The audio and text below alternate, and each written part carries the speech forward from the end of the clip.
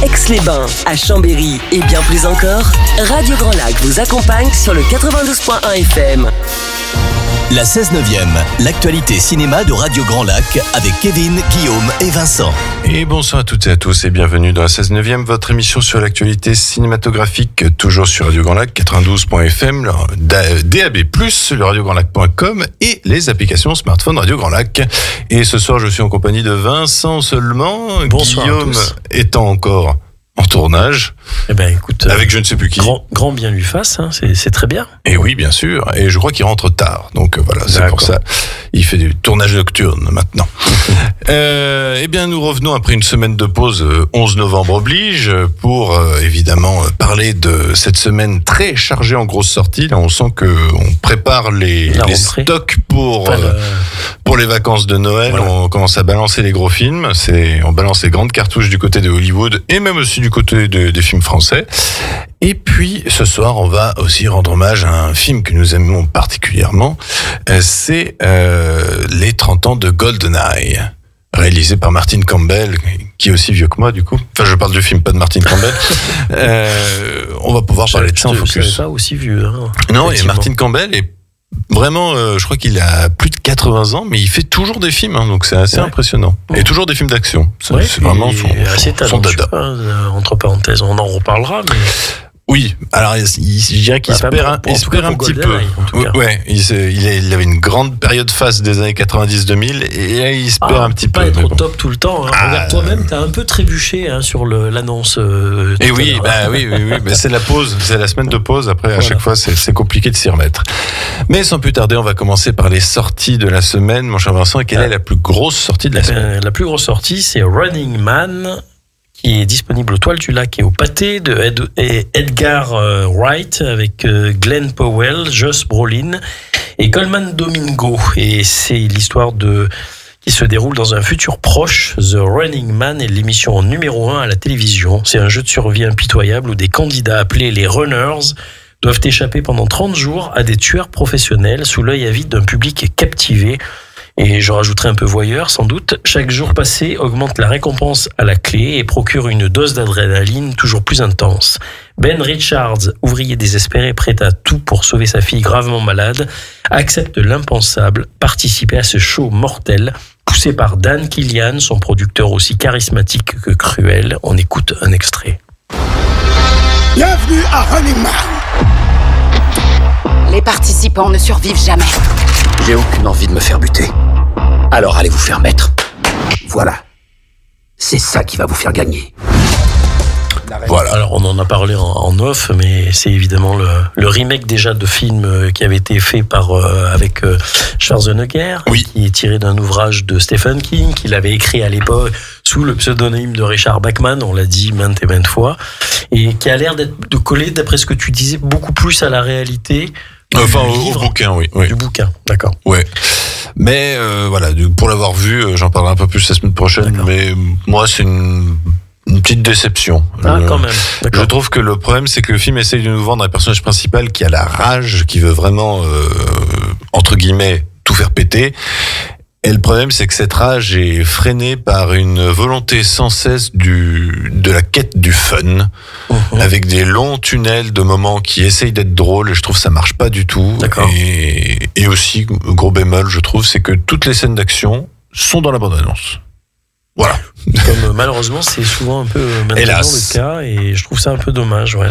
Et la fin est légèrement changée, ne change pas le message, mais légèrement changée. Et je la trouve un peu moins forte quand même. D'accord. Même si le message est le même, je trouve ça un peu moins... Après, c'est vrai que la fin du bouquin originel, après certains événements qu'a connu le monde... C'est vrai que c'est un peu spécial, sans trop en dire. C'est un peu le même procédé. Alors, c'était tiré aussi d'une œuvre de Stephen King, Marche ou crève. C'est un peu... Marche ou crève. Alors, Marche ou crève, ils avaient complètement changé la fin, tout en gardant le côté pessimiste. Là, ils ont changé la fin, peut-être un peu plus optimiste. D'accord.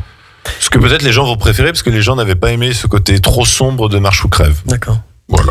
Je rebondis juste sur Josh Brolin que j'ai vu récemment dans un film, c'est Last Days of Summer avec Kate Winslet. Excellent. Très très beau film. Très beau film. Voilà. Très beau film, Josh Brolin. Aux gens si vous avez l'occasion de le voir. Et on va continuer avec Wicked partie 2 qui sortira au Toile du Lac et au Pâté, toujours réalisé par John M. Chu avec Cynthia Erivo, Ariana Grande et Jonathan Bailey. C'est la suite des aventures d'Elphaba et Glinda, deux sorcières légendaires du pays d'Oz, liées puis déchirées par le destin, poursuivant chacune sa propre quête de vérité et de justice. Étiquetée comme la méchante sorcière de l'Ouest, Elphaba vit désormais en exil, cachée dans la forêt. Elle poursuit sa lutte pour la liberté des animaux muselés, tout en cherchant à révéler la véritable nature du magicien d'Oz. On écoute un extrait. Comme vous seul savez le faire. Est-ce que ça fait ce que je crois? Non. Non, vraiment? Je suis obsédusée. Voilà, donc c'est la suite et fin du film Wicked qui a été sorti en 2 parties. La première partie était sortie l'année dernière, qui était une bonne surprise, à voir si la fin vaut autant que l'introduction. Ouais, justifie le fait qu'il y ait une deuxième. Voilà. Ah bah apparemment, la deuxième. Il y avait vraiment réellement une suite qui était attendue à la fin. Ils ont tourné le film, ils l'ont coupé en 2. Voilà. Donc c'était normal qu'on ait la suite cette année. Alors, autre sortie et autre genre, c'est Jean Valjean, évidemment, disponible aux Toiles du Lac et au Pâté, de Éric Besnard ou Bénard, je sais pas. Bénard. Avec Grégory Gadebois, Bernard Campan et Alexandra Lamy. C'est évidemment l'histoire de Jean Valjean qui, en 1815, sort du bagne, brisé, rejeté tous, errant sans but. Il trouve refuge chez un homme d'église, sa sœur et leur servante. Face à cette main tendue, Jean Valjean vacille et, dans cette nuit suspendue, devra choisir qui il veut devenir. On écoute un extrait. Vous êtes qui? Un prêtre. Vous vous rendez compte que nous ne savons rien de lui? Moi je dis qu'il faut prévenir les gendarmes. Monsieur est notre invité. Les pauvres sont pas heureux. L'homme est parti, l'argenterie volée. Je vous l'avais dit, monseigneur. Ces hommes-là sont des monstres. Bon voilà, donc c'est... Non. Alors, je n'ai pas entendu de bons échos. C'est dommage parce que moi, je vois là la possibilité de faire un jeu d'acteurs magnifique. D'ailleurs, c'est tous les acteurs là qui participent à ce film sont plutôt excellents, je trouve, normalement. Oui. Alors après, c'était un parti pris intéressant, effectivement, de choisir ce court passage assez déterminant des Misérables de Victor Hugo, évidemment. Apparemment, c'est à voir, mais ce serait pas très très très concluant. Et je pense qu'ils sont un peu fourvoyés. Ils ont été un peu bridés par le fait qu'il y a une autre adaptation des Misérables qu'on devrait, je crois, avoir là en fin d'année prochaine, avec Vincent Lindon cette fois-ci dans le rôle de Jean Valjean. Et par contre là, c'est vraiment ça va être la grande fresque de 3-4 heures, sans doute en 2 parties. Dans l'intégralité du récit, quoi. Je pense, oui. Okay. On continue avec un autre film français, c'est Dossier 137 qui sortira au Pâté, au Victoria et à l'Astrée, réalisé par Dominique Moll, réalisateur de La Nuit du 12 entre autres, avec Léa Drucker, Gus Malanda et Mathilde Rorich. C'est le dossier 137 qui est en apparence une affaire de plus pour Stéphanie, enquêtrice à l'IGPN, la police des polices. Une manifestation tendue, un jeune homme blessé par un tir de LBD, des circonstances à éclaircir pour établir une responsabilité. Mais un élément inattendu va troubler Stéphanie pour qui le dossier 137 devient autre chose qu'un simple numéro. On écoute un extrait. On nous a dit que la République était en danger. On nous a demandé d'empêcher les pillages et d'impacter les individus violents. Cibler les casseurs et les individus qui s'en prenaient aux collègues en tenue. Le gouvernement est en panique. Pouvez-vous me décrire ce que vous voyez? Mais sur les images, on voit pas bien. Ah bon? Il me semble au contraire qu'on voit très bien. Qu'est-ce que vous avez vu dans la rue? Qui a dit que j'étais à la fenêtre? Alors voilà, nouveau film de Dominique Moll que j'ai vu. Ouais. Et alors, très grand film. Très grand film. J'adore, moi, Dominique Moll, il est vraiment très particulier et très comment dire, c'est vraiment original à chaque fois, les scénarios. Il y avait Harry, un ami qui vous veut du bien, et puis Seules les bêtes que j'ai vu. Donc les deux films sont vraiment époustouflants du début à la fin. Alors, d'après ce que tu dis, Dossier 137 semble être dans la même veine. Il est plus dans la lignée de La Nuit du 12, qui prenait le parti pris de vraiment prendre une enquête policière et de la montrer sous un œil très procédural. C'est-à-dire que on nous inflige, moi j'adore ça, donc ça me dérange pas, mais on nous inflige vraiment toute la procédure, même les côtés les moins attrayants. Et là, dans ce dossier 137, Dieu sait qu'il y en a. ah là, c'est le cas de le dire. Et dossier 137, c'est pareil, c'est-à-dire qu'on va même les voir écrire des mails disant nous requérons l'hôtel nanana de nous fournir les images de ta. Mais ça vraiment la partie interrogatoire, la partie enquête, là on est vraiment plongé dedans et Léa Drucker porte le film pendant 1h40, 1h50, mais de bout en bout, vous n'allez pas vous ennuyer une seule seconde. C'est un très très bon thriller, franchement, foncez et surtout sans manichéisme, et ça c'est chapeau bas. Autre film d'horreur cette fois-ci. Shelby Oaks, qui est disponible aux Toiles du Lac, de Chris Stuckman, avec Camille Sullivan, Sarah Dern et Brandon Sexton Free. Je suppose. Voilà. Obsédée par la disparition de sa sœur, une femme s'engage dans une quête désespérée qui la conduit au cœur d'un mystère terrifiant, orchestré par un mal insaisissable. On écoute un extrait.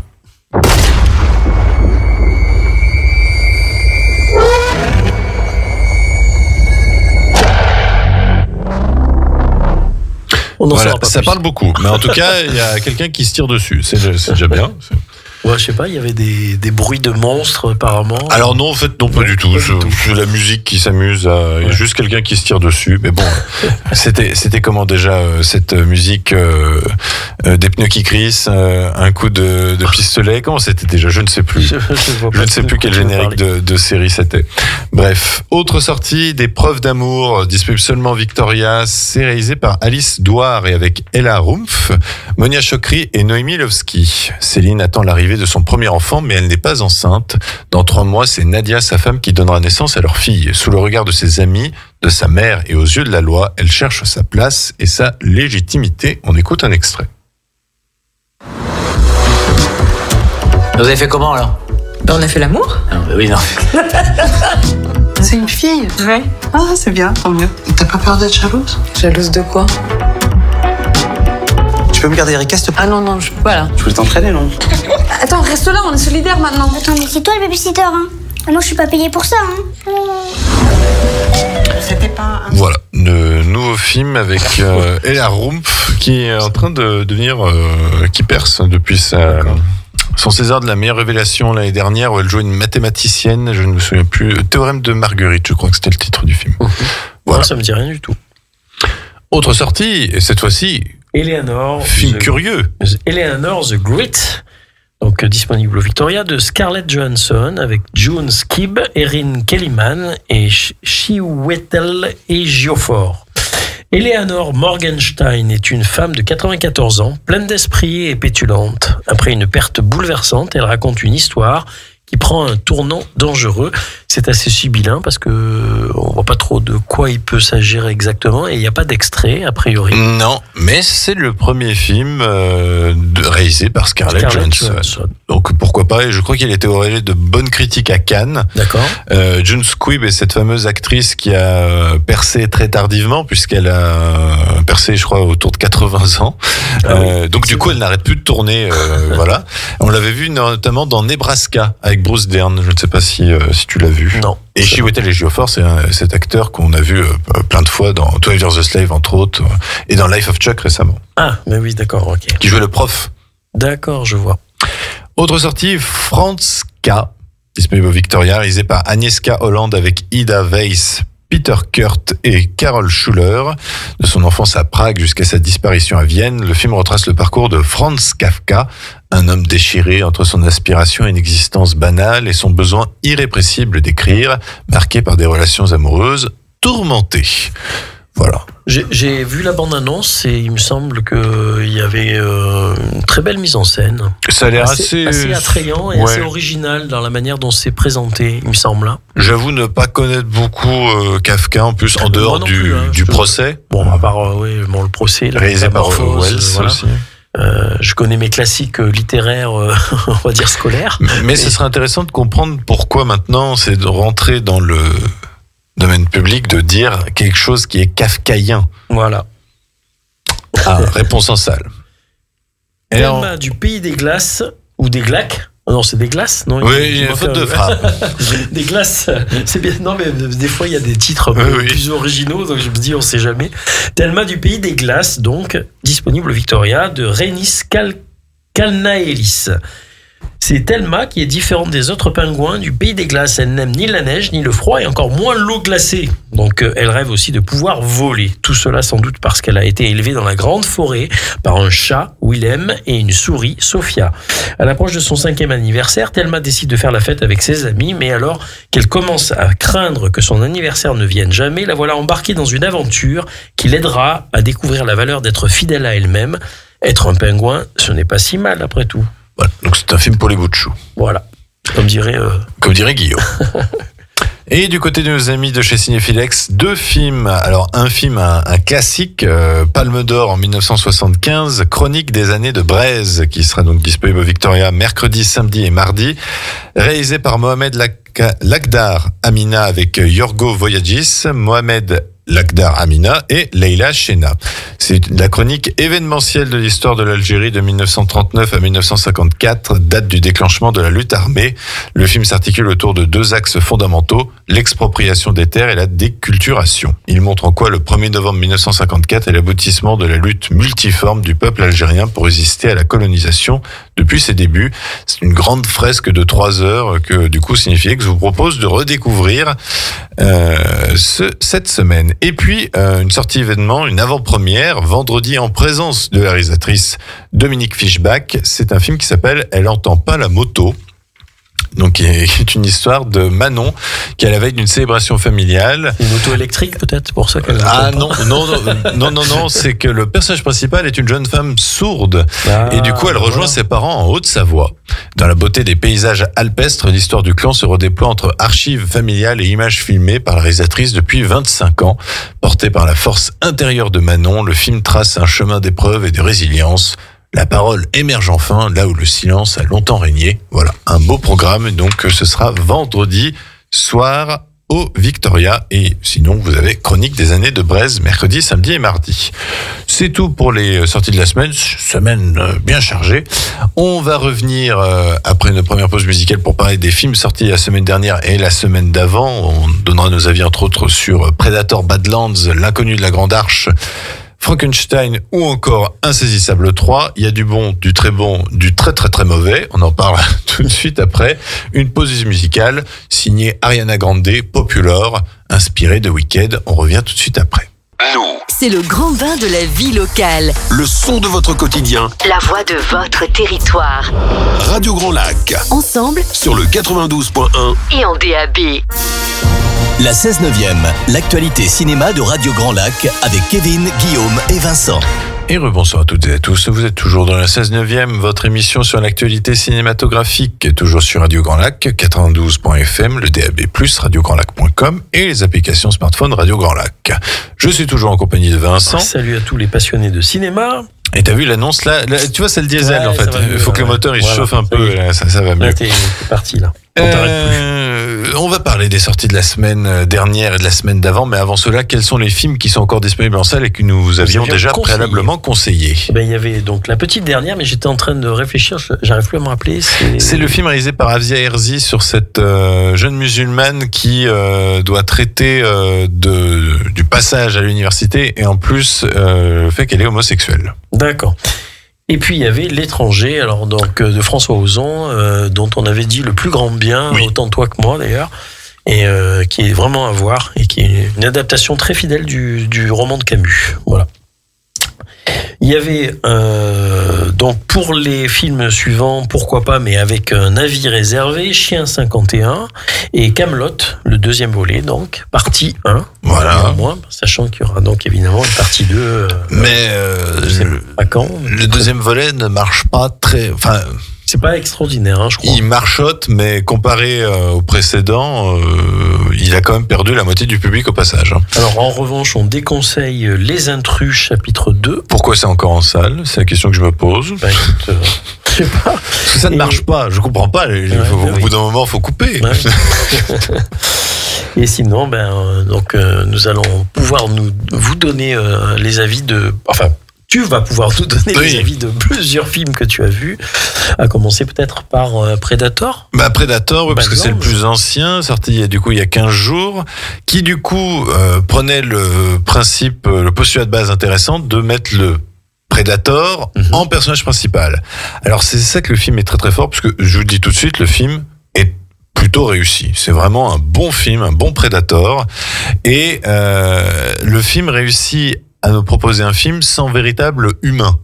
On ne voit que des prédateurs, des créatures ou des androïdes. Il n'y a pas de vrai humain pendant tout le film. Sachant quand même que le Predator, le personnage principal, s'humanise de plus en plus, manifestement. Quand même. Voilà, mais c'est expliqué. Parce que c'est déjà, le personnage que l'on suit est considéré comme un marginal vis-à-vis des autres... Au sein de la communauté. Au sein de la communauté, et même considéré comme un déficient.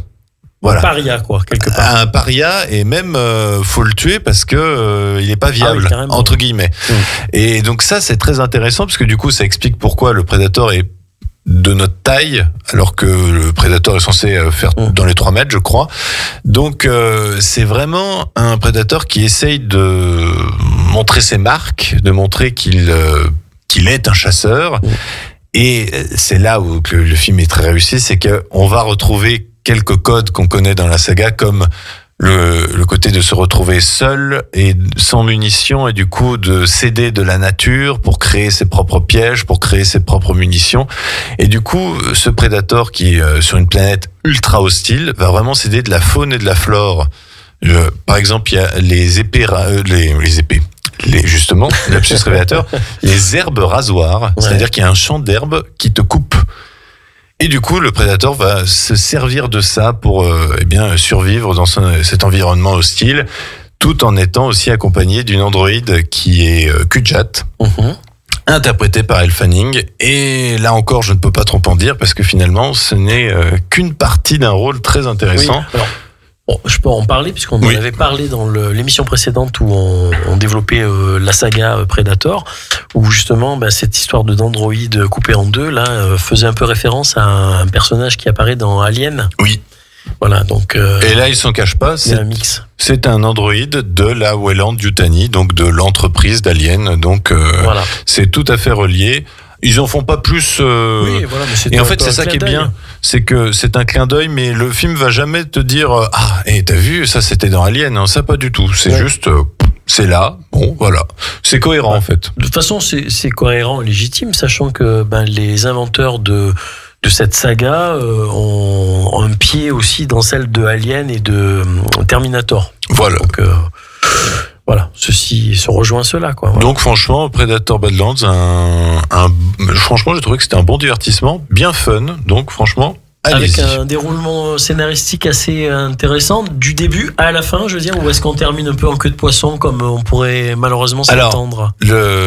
Ça se termine correctement. Il y a le film est assez amusant, c'est qu'après le titre, il te rajoute 2 secondes. Tu sais pas pourquoi.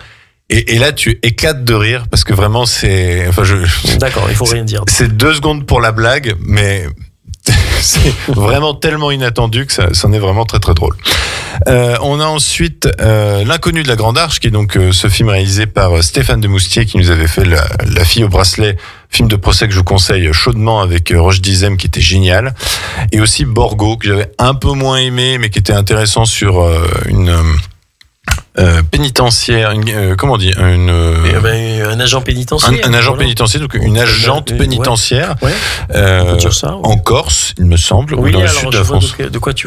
À quoi tu fais allusion comme film. Et ça traitait de comment est-ce qu'on peut se lier un peu d'amitié avec les prisonniers, enfin tout ça, et à quel moment est la limite. Voilà. Ouais, un petit peu délicate. Et là, du coup, il revient par contre là avec une histoire vraie. C'est l'histoire de l'architecte danois qui a été tiré au sort à l'époque de Mitterrand pour construire l'Arche de la Défense. Et alors, c'est ubuesque. C'est vrai, mais c'est totalement ubuesque. C'est-à-dire, personne ne sait qui il est. Il a juste proposé son projet et c'était le projet qui a été retenu. On retrouve pas mal de ce qu'on connaissait de certains traits de caractère, notamment de Mitterrand par exemple, où à chaque fois qu'on lui dit quelque chose, il le savait déjà, mais il n'en savait rien. Voilà. C'est-à-dire que quand on lui dit, vous voyez, l'architecture, ça se passe comme ça. Oui, bien sûr, je le sais. Enfin voilà, c'est tout le temps comme ça. C'est un peu tourné légèrement en dérision sur ce personnage-là, mais sinon, par contre, le film est assez acerbe sur la politique française, l'administration française et comment on s'empare des talents et on les recrache sans aucune forme de respect. Et j'ai trouvé que c'était un film assez réussi sur ce point. L'acteur qui joue l'architecte danois, Claes Bang, que vous connaissez peut-être pour avoir joué Dracula dans une mini-série sur Netflix, il est extraordinaire cet acteur. Et franchement très très bon. Et j'ai été un peu moins fan du jeu de Xavier Dolan. Alors autant je l'adore en réalisateur, autant là... là tu ferais plaisir à Guillaume. À Guillaume, mais je l'adore en tant que réalisateur, mais là je sais pas, j'ai l'impression de voir une sous-variante de Christian Clavier, un peu surjeu. D'accord. Je sais pas, ça m'a un peu dérangé. Mais par contre, le film... Il interprète quel rôle d'ailleurs du coup ? Alors lui, c'est plutôt le chef de projet. D'accord. Voilà. Donc l'attaché un peu au projet, donc c'est celui qui est en contact direct avec Mitterrand. Et donc voilà, c'est un bon film qui nous permet de montrer une face. Bon, je sais pas si ça me passionnerait vraiment, mais bon, t'en parles plutôt bien. Moi, par contre, le seul truc, c'est que c'est pas l'architecture la plus bankable pour moi et la plus glamour de Paris déjà, ça c'est sûr. Et il a pas pu finir son projet. Et alors d'autant plus que j'ai cru comprendre, mais ça il y a longtemps avant, j'en entendais parler que la Grande Arche commençait à s'effriter, qu'il y avait des problèmes justement de stabilité et donc de pérennité dans le temps, ce qui n'est pas le cas pour des ouvrages comme le Louvre, comme etc., comme même la Tour Eiffel, comme plein d'autres monuments. Mais en voyant le film, on comprend totalement pourquoi, parce que on n'a pas écouté la personne qui était à la tête du projet. D'accord. Alors peut-être que ils disent qu'il va y avoir une évolution de cette Grande Arche ou pas dans le film, ou c'est pas voué à perdurer, parce que si c'est vraiment le cas, il va y avoir des problèmes où ils vont être obligés de restructurer tout. Je pense parce qu'en fait ils n'ont, sans trop en dire, ils n'ont pas voulu mettre les matériaux qu'il fallait. D'accord. Parce qu'il y a eu ce côté il y a eu ce côté de cohabitation et il y a eu ce côté coupe budgétaire et tu te débrouilles avec ton truc et enfin voilà. Ouais, c'est un peu ça. Si c'était un truc encore pharaonique et ubuesque, je veux dire, ça peut se comprendre aussi, mais bon. Bref. Mais je vous conseille le film, vous comprendrez mieux du coup pourquoi voilà cette arche n'est peut-être pas à la hauteur de ce qui était prévu. Autre sortie par contre extraordinaire film, ça m'embête beaucoup que ce soit sorti sur Netflix, c'est Frankenstein, version Guillermo del Toro. C'est une version qui colle beaucoup plus au livre de Mary Shelley que la version de James Whale de 1930. Alors, je lui préférerais quand même, moi, personnellement, la version de 1930 parce que je suis attaché à cette version. Mais j'aime beaucoup cette nouvelle vision et ce côté plus romantique, romancé du personnage de Frankenstein et de vraiment appuyer sur le fait que où est le monstre ? Où est l'homme ? Et est-ce que finalement le monstre dans cette histoire, c'est pas le créateur du monstre en lui-même ? Et je trouve que l'interprétation d'Oscar Isaac est vraiment réussie et l'interprétation de Jacob Elordi en Frankenstein est vraiment très très bonne. Il prend le parti pris vraiment d'un Frankenstein qui cette fois-ci ne va pas tuer d'innocents. Voilà. Et ne cherche vraiment à comprendre d'où il vient et surtout est perturbé de sa nature, quoi. Voilà. Et franchement, le film par contre est assez violent, on va pas se le cacher, c'est-à-dire que le Frankenstein est capable de donner un coup de poing à en faire décrocher une tête quand même, donc c'est... Il y a un esthétisme un peu à la Guillermo del Toro, je suppose. Oui. Mais ça se voit dans la bande. Les décors sont magnifiques, enfin voilà, il y a quelque chose de grandiose, c'est très justement, beau. Par rapport à ce que tu dis, je vois à peu près, Et je trouve que c'est bien si on recolle à quelque chose de beaucoup plus subtil et de moins manichéen que ce qu'on fait généralement des adaptations. De plus en plus d'ailleurs, je vois à l'étranger, c'est très bien réussi. Là, si on recolle au personnage de Frankenstein, qui dans le bouquin effectivement a ce côté-là ambigu, un petit peu plus subtil effectivement. Mais il tuait des innocents par contre dans le bouquin. Là, oui, il a effacé ça. Parce que mais il y a toujours un côté beaucoup plus comment dire, entre les deux, quoi. C'est pas manichéen, donc ça c'est bien. Moi je trouve que si on renoue avec ce côté-là, c'est plutôt bon signe. Alors d'autres, Guillaume qui n'est pas là ce soir, n'ont pas trop apprécié le film. Moi j'avoue que j'ai été assez séduit par la proposition. Il préfère la version réalisée par Kenneth Branagh avec Robert De Niro. D'accord. Qui m'avait un peu déçu, voilà, mais qui allait un peu plus loin aussi. Enfin voilà, c'était une autre version. Bref, moi je suis client des récits de monstres. Surtout, n'arrêtez pas, proposez-moi d'autres versions, ça me va très bien. Et puis par contre, on va finir sur un très mauvais film, Insaisissable 3. Le premier était pas terrible, le 2 était pas bon. Il y a pas de suspense non plus. Le 3 est vraiment pas bon. Je comprends pas l'intérêt d'avoir fait un troisième film, surtout que ça vend un quatrième. Donc j'ai envie de dire, mais coupez. Enfin voilà, je ne comprends pas le concept de cette saga sur la magie, mais qui nous montre des tours qui ne sont pas réalisables dans la vraie vie. Enfin voilà. Que des tours de vidéo, quoi, on va dire. Oui, voilà. C'est un peu frustrant, je trouve, effectivement. Parce que moi j'avais vu le premier, j'avais trouvé ça un peu enlevé, rigolo. Ouais. Mais un deuxième, là, c'était un peu trop, un peu too much. Oui. Et puis là, c'est vrai que ça frise le ridicule quelque part. En fait, pour moi, si tu fais un film sur la magie et que le tour, tu ne peux pas le faire sur le plateau, c'est qu'il y a un problème. Oui, si tu es obligé des effets spéciaux, il faut couper tout. C'est un mensonge. Alors, on sait que le cinéma, c'est du mensonge. Mais là, c'est plus que du mensonge. On prend le spectateur pour un imbécile, quoi. Donc, c'est pas très bon. Bon, je pense au bout du troisième, le spectateur n'est plus imbécile, mais je pense que les gens doivent aimer quand même ce petit côté bande de magiciens et tout ça. Ils espèrent à chaque nouvel opus que ça va s'améliorer à ce niveau-là, peut-être. Je sais pas. Ou on va leur déceler, on va leur leur dévoiler les tours, effectivement. À noter Morgan Freeman qui est dans le film et qui nous propose, parce que j'ai vu en VO une merveilleuse prononciation de Château-Roussillon et de flics français joués par des Français, et je pense que c'est les pires flics. Enfin, les pires acteurs en flics français que j'ai vus depuis des années. Alors, déjà que souvent les flics français sont plutôt mal représentés au cinéma, on les prend vraiment pour des cons. Mais alors là, je pense que si par rapport à ce que tu dis, ça doit être pire que tout. Alors. Ah, mais c'est tellement mauvais que je me suis dit, l'acteur français se dit, de toute façon, je peux le prononcer comme je veux, personne ne me comprend. mais hyper mal joué. Bref. D'accord. Et il y a Rosamund Pike en méchante. J'adore Rosamund Pike. Et en plus, là, elle a un accent allemand, donc elle est décisivement méchante. Donc, non, n'y allez pas. Et en conseil télé. En conseil télé, assez rapidement peut-être, parce que c'est sur dimanche 23 novembre, sur Arte à 21h, ou 21h30, je sais même plus. Ça commence en tout cas de plus en plus tard maintenant, les programmes télé. C'est Mystic River, dont on avait peut-être déjà parlé, de Clint Eastwood, un film de 2003, avec des acteurs très enlevés, puisqu'il y a Sean Penn, Tim Robbins, Kevin Bacon, Lawrence Fishburne, pour les acteurs les plus connus, et qui est une histoire très sombre, très dramatique, qui est bon. Si vous avez pas trop le moral, ne regardez pas ce film. C'est le dimanche soir, t'as dit? C'est dimanche soir. C'est vrai que ça va être un peu dur. Ça donne pas envie d'aller au boulot le lendemain. Non, effectivement, mais bon, c'est tellement, la mise en scène est d'une sobriété à l'égal de ce que fait Clint Eastwood, dont on a parlé d'ailleurs en off. Et qui sert admirablement bien le propos et de l'histoire. Et en gros, c'est l'histoire de 3 gamins qui donc sont copains, et à 10 ans, donc ils jouent au baseball. Il se trouve qu'il y en a un d'eux qui va se faire embarquer par des gars qui se font passer pour des flics.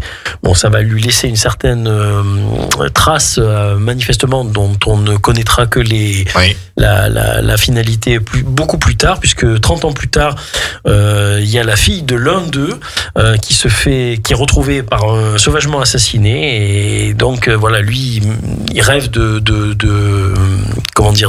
faire justice par lui-même, donc il va un peu se fourvoyer, et le troisième compère est devenu inspecteur de police, et il mène l'enquête par rapport à cette disparition tragique, enfin cette mort tragique plus exactement, puisque on retrouve la personne.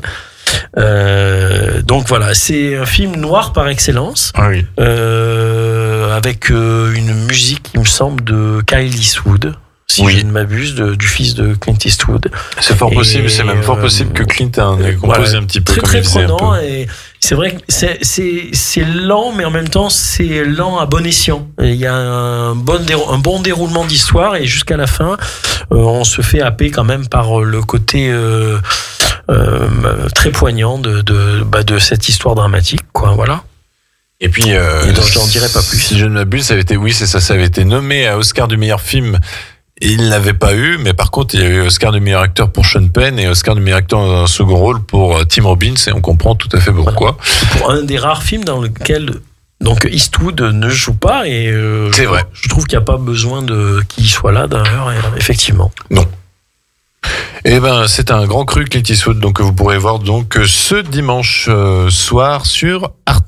Parce qu'en plus, je crois que c'est le mois Eastwood sur Arte, donc vous avez tous les dimanches un film Eastwood. Et puis il y avait un film admirable de Clint Eastwood qui s'appelait La Mule, que j'avais pas vu, et qui manquait à mon répertoire eastwoodien, on va dire.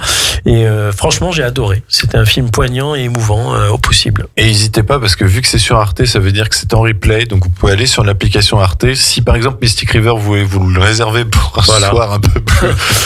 Voilà, vous pouvez tout à fait. Vous vous sentez d'attaque pour pouvoir vous confronter à ce genre un peu terrible. Un peu déprimant, mais un très beau film. Eh ben, on va faire une deuxième pause musicale avant d'attaquer notre focus consacré aux 30 ans du film GoldenEye, 17e film de la saga James Bond. Et évidemment, on va s'écouter Tina Turner, GoldenEye, et on revient tout de suite après.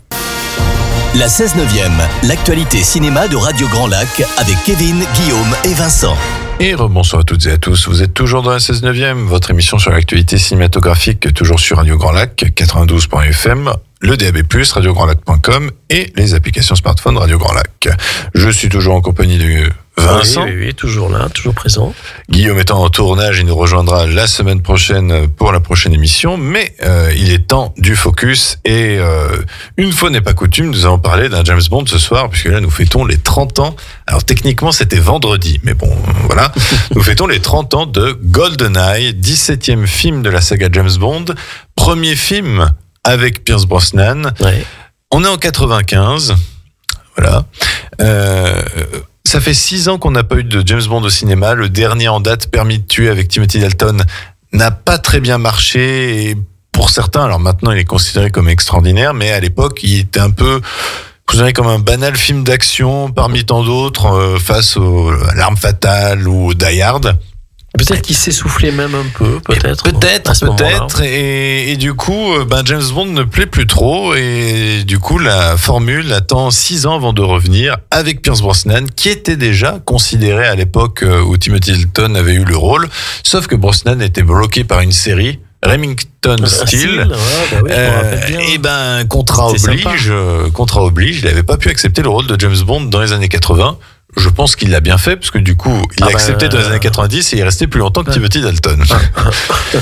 GoldenEye, qu'est-ce que c'est pour toi? Qu'est-ce que t'invoques ce film? Pour moi, c'est un des meilleurs James Bond. Voilà, je suis tout à fait d'accord. C'est mon préféré parce que, alors en plus il faut quand même préciser que c'est le seul James Bond à partir donc de à ce moment-là qui n'est pas basé sur qui n'est pas tiré d'un ouvrage de Ian Fleming, en fait, l'histoire est originale. Alors c'est le deuxième. En vrai, parce que Permis de tuer, déjà n'était pas adapté d'un bouquin. Alors je sais pas si ça va intéresser Moi, j'aime bien faire les focus sur les 30 ans de films de James Bond, parce qu'on a licence to spoil, normalement. Oui, mais voilà. moi, j'aimerais pas trop en rajouter quand même, parce que ceux qui ne connaissent pas, moi, je les invite à regarder de manière plutôt ludique et plaisante ce James Bond, qui se regarde comme un bon film d'action, un bon film policier, un bon film un thriller politique, d'espionnage. Enfin, c'est assez intéressant. Parce que je trouve que le scénario est plutôt bien ficelé pour une fois. Parce que des fois, c'est un peu tiré par les cheveux. Il est plutôt simple, mais il le fait bien. Voilà. Il y a pas, c'est pas complexe au niveau de l'intrigue. C'est justement, on suit pour une fois, parce que des fois, c'est tellement tiré par les cheveux et alambiqué qu'on se dit, mais où est-ce qu'ils veulent en venir? Bon, c'est quand même une histoire de gros satellites laser et tout le tintouin. Mais avec un gros un gros mégalomane, etc. Donc voilà. Mais pour le coup, je trouve que c'est assez bien vu. Et puis avec des petites surprises au sein même de l'histoire qui sont assez attrayantes en plus de ça. Une grosse avec surprise. Sean Bean qui joue un rôle intéressant, avec des acteurs 006. 006. Alors pour la bonne et simple raison que justement il y a d'ailleurs au niveau de la table de jeu, on peut spoiler parce que ça c'est des choses dont on ne fera pas forcément attention au premier visionnage. À un moment donné, il joue contre une des méchantes de l'histoire. Xenia Onatop. Voilà, Onatop. Alors, si vous avez compris. Mais en plus, elle a un nom à rallonge, donc il dit Onatop. Et puis voilà, comme ça, c'est plus simple à prononcer. Et ils sont à une table de baccarat. Et alors moi, je connais pas du tout les règles du baccarat. Et apparemment, elle gagne une première mise avec 2 figures et un 7. Et en fait, les 2 figures au baccarat correspondent à 0. Donc c'est 007. Et la fois suivante, James Bond, lui, gagne avec une main qui est 2 figures et un 6, qui fait référence en fait à son acolyte qui est 006. Alec Trevelyan. Non mais ça, il faut vraiment être... J'avoue que j'avais pas vu ce détail. En fait, faut connaître les règles du baccarat déjà. Moi, je les connaissais pas non plus, donc j'ai un peu... chercher un peu dans les détails un peu des anecdotes, parce que c'est vrai que c'est ce qui est un peu amusant dans et puis surtout que Baccarat c'est le jeu de cartes par excellence de James Bond, parce que peu de gens le savent, mais à la base dans le bouquin de Casino Royale il ne joue pas au poker, il joue au baccarat.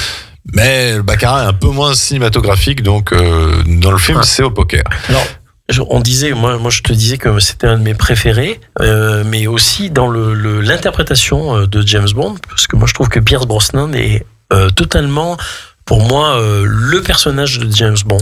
Il s'empare tout d'un coup. Le côté glamour et le côté action, le côté humour, il a toutes ces facettes-là, et physiquement et un peu moins dans celui-là, l'humour. Dans le jeu. Ça viendra un peu plus après. Un petit peu plus, après. Ouais. Et puis il y a alors l'anecdote un peu la plus savoureuse, c'est que GoldenEye, comme tu le sais, est le nom de la villa qu'avait acheté Ian Fleming en Jamaïque. Tout à fait. En 1946, voilà, et qui est face à l'océan. Et donc c'était un clin d'œil en or. Voilà. Et moi je crois que c'est l'un des, alors c'est pas le premier James Bond que j'ai vu, mais je crois que c'est le deuxième James Bond que j'ai vu. Donc j'ai dû le voir à la première diffusion télé fin des années 90, où je devais pas être très très vieux, je devais avoir 4-5 ans, parce que je suis aussi vieux que le film. Mais gamin, j'avais été impressionné par le début, surtout cette séquence de rappel sur le barrage qui est absolument impressionnante. Cette course-poursuite ensuite à moto qui poursuit l'avion qui tombe lui-même, et la moto, alors, c'est un peu... Très très belle cascade. C'est un petit peu vieilli maintenant, l'incrustation, quand il passe par la porte, mais on chipote, évidemment, le film a 30 ans. Et surtout, moi, c'était l'explosion du train, ce moment... il n'y a pas de musique, on les entend juste courir après cette échappée du train, le tchac tchac tchac tchac, et là, pom pom pom pom pom. C'était très impressionnant, gamin, de voir ce James Bond. Beaucoup plus qu'un Roger Moore. Moi, voilà, plus traditionnel et plus classique, on va dire. Voilà. Là, on sentait que on entrait dans une nouvelle ère. l'ère post-guerre froide, parce que d'ailleurs le film ne se cache pas avec le personnage de M, cette fois-ci interprété par Judi Dench, qui va balancer à James Bond qu'il est un dinosaure de la guerre froide et qu'on devrait le reléguer au placard, et il va lui prouver le contraire. Et j'adore d'ailleurs cet échange qu'ils ont entre les deux, parce que ils ne se connaissent pas. Ils ont des a priori énormes, réciproques, et ils vont finalement se rendre compte ils vont de pair et qu'ils travaillent très bien ensemble. Tout à fait. C'est assez subtil, c'est pas bien vu, c'est bien vu, et il y a tout un florilège de choses qui font que c'est vraiment, pour moi, la quintessence de James Bond, parce qu'il y a les gadgets, il y a l'action, il y a l'humour, un peu moins peut-être. Le gadget avec le fameux stylo, tac tac tac tac. Ça, voilà. Et puis même les personnages, je dirais presque secondaires, ont du caractère, ont du chien. Oui. Celle qui fait office de James Bond girl, mais qui n'est pas une vraie James Bond girl au sens qui est une informaticienne esthétique du terme. Elle n'a pas les canons de beauté, mais elle remplit avec beaucoup de charme et beaucoup de subtilité, je trouve, le rôle. Isabella Scorupco. Voilà. Alors, qui n'a pas les canons de beauté. Mais elle est très belle, non, mais. Puis il y a des belles photos. Elle n'est pas surfaite, elle n'est pas superficielle. Non, mais surtout le film n'essaye pas de te la vendre comme étant juste une figure. Que ce soit juste un meuble qui fait beau. Elle est extrêmement intelligente. James Bond ne peut pas accomplir sa mission si elle n'est pas là, puisque on comprend légèrement quand même que James Bond et les ordinateurs, c'est pas encore tout ça quoi. Mais aussi il y a énormément de second rôles qui sont marquants. Il y a donc ce fameux Valentin Zukovsky interprété par j'ai perdu son nom, qui jouait Hagrid, qui nous a quitté récemment. Alors je sais plus non plus son nom. Robbie Coltrane. Valentin Zukovsky qu'on retrouvera dans Le Monde ne suffit pas, mais qui est très très drôle. On a aussi Tchéky Cario, qui nous a quitté, hélas, qui a un tout petit rôle, mais qui joue quand même le ministre de la Défense russe. On a Gottfried John, qui joue Orumov, qu'on avait vu aussi dans Astérix Obélix contre César, d'autres films. Et puis on a Boris, interprété par Alan Cumming, qui est donc un informaticien cocasse, je trouve, et en étant détestable et en même temps un côté un petit peu étrange, parce qu'il sort un peu de la norme, je trouve. C'est un acolyte, en gros, c'est l'acolyte un peu pas malgré lui, puisqu'il est volontaire dans le côté obscur de la chose, mais ça cadre pas avec les méchants. Donc il fait ça pourrait être presque ce qui est devenu par la suite le cliché du geek à Hollywood, derrière l'ordinateur, qui fait des blagues ultra beaufs. J'y ai pensé en voyant Jurassic Park, figure-toi, tu sais, le rôle du gars qui trahit là. Datsun est là. Voilà. Oui. C'est un peu le même dans le même style, je trouve. C'est vrai. Et donc voilà, ça m'a fait penser à ça. Mais bon, non, c'est une très bonne cuvée de James Bond. Et côté musique, quand même, Cocorico, puisque la musique a été signée par Eric Serra, qui avait fait grand succès avec Nikita, avec Le Grand Bleu. Non, ne cherchez pas plus loin. Ils ont vu Nikita, ils se sont dit, on va le prendre pour faire la musique, c'est clair et net. Ils n'ont pas cherché.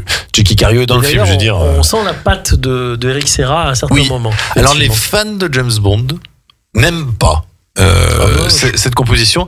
Moi, j'avoue, c'est pas gênant. J'avoue que j'aime bien ce côté froid, métallique. En fait, on a l'impression que la musique se passe dans des tuyaux, et je trouve que c'est une des musiques de James Bond que on entend 2 secondes, on sait immédiatement c'est GoldenEye.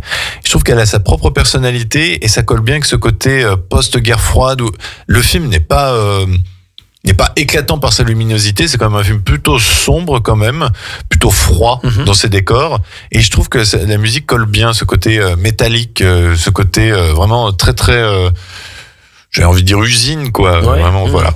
Alors j'ai appris en regardant un truc, j'ai eu un peu la surprise il y a une apparition, en fait, celle de Martin Campbell lui-même.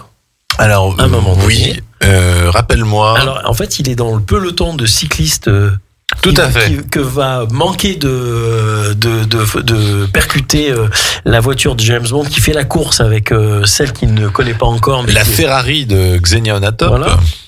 Et donc c'est très très rapide, mais effectivement moi je le savais pas, ça. Je l'ai découvert.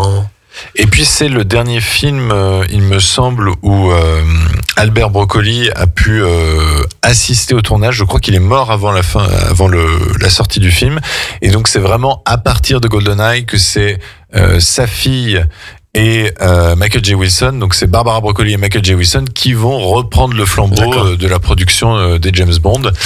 Et ce qui est impressionnant, c'est que c'est un film qui a un peu comme Casino Royale en son temps, et d'ailleurs réalisé par Martin Campbell, qui ont fait l'unanimité. C'est-à-dire que ces deux propositions pourtant assez différentes, je trouve, de James Bond, mais qui le public a accepté tout de suite. Moi, je vais te donner une petite justification de ça. Je pense que Martin Campbell a su saisir l'essence de James Bond. Et l'essence de l'époque. Dans l'un que dans l'autre. Ouais. Et ça colle vraiment au mythe de James Bond, parce qu'il faut parler de ça, c'est un mythe, James Bond.